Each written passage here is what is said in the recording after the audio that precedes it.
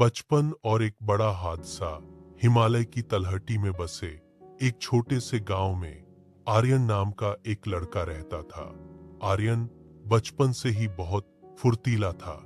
उसे दौड़ने का बहुत शौक था और वह गांव की हर दौड़ प्रतियोगिता जीतता था। उसका सपना था कि वह एक दिन ओलंपिक में देश के लिए स्वर्ण पदक जीते, लेकिन नियति को कुछ और ही मंजूर था। जब आर्यन 12 साल का था, तब एक पहाड़ी रास्ते पर बस दुर्घटना हो गई। इस हादसे में आर्यन ने अपना दायां पैर खो दिया। गांव के अस्पताल में जब वह होश में आया और उसने देखा कि उसका एक पैर नहीं है, तो उसकी दुनिया उजड़ गई। वह लड़का जो हवा से बातें करता था, अब बिस्तर पर बेबस पड़ा था। अंधेरा और निराशा हादसे के बाद अगले 2 साल आर्यन के लिए किसी बुरे सपने से कम नहीं थे। वह चुपचाप खिड़की के पास बैठा रहता और बाहर बच्चों को खेलते हुए देखता। उसकी आंखों में चमक की जगह अब गहरा अंधेरा था। लोग उसे दया की दृष्टि से देखते थे, जो उसे और भी ज्यादा तकलीफ देता था। एक दिन उसके दादाजी उसके पास आए। उन्होंने कहा, बेटा, शरीर का अंग टूटने से इंसान अपंग नहीं होता।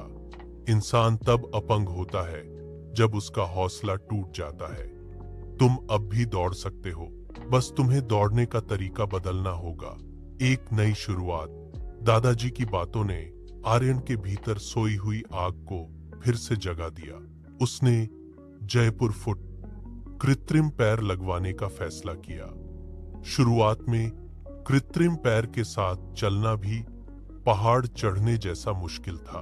वह हर 10 कदम पर गिरता, उसके पैर से खून निकलता और दर्द असहनीय होता। गांव के लोग कहते, आर्यन, क्यों खुद को तकलीफ दे रहे हो? अब तुम पहले जैसे नहीं रहे। लेकिन आर्यन ने अब अपने कान बंद कर लिए थे।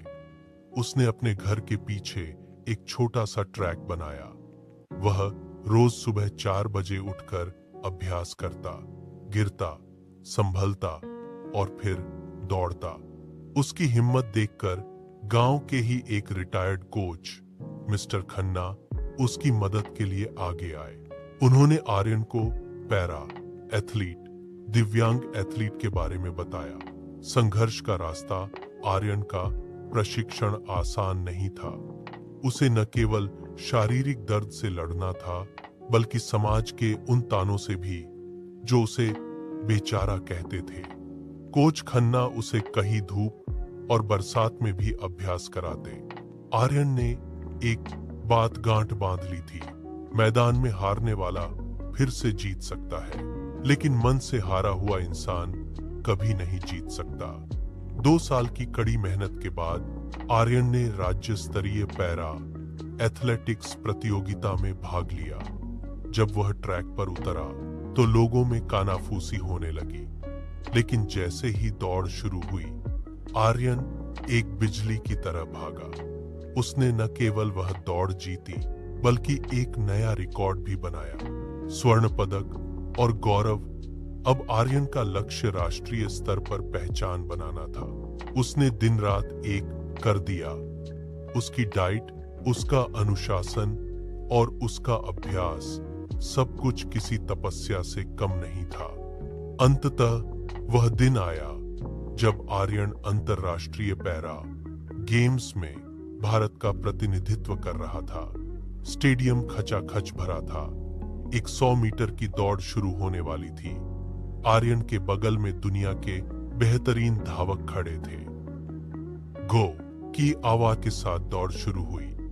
पहले 50 मीटर तक आर्यन थोड़ा पीछे था, लेकिन आखिरी 30 मीटर में उसने अपनी पूरी आत्मा झोंक दी।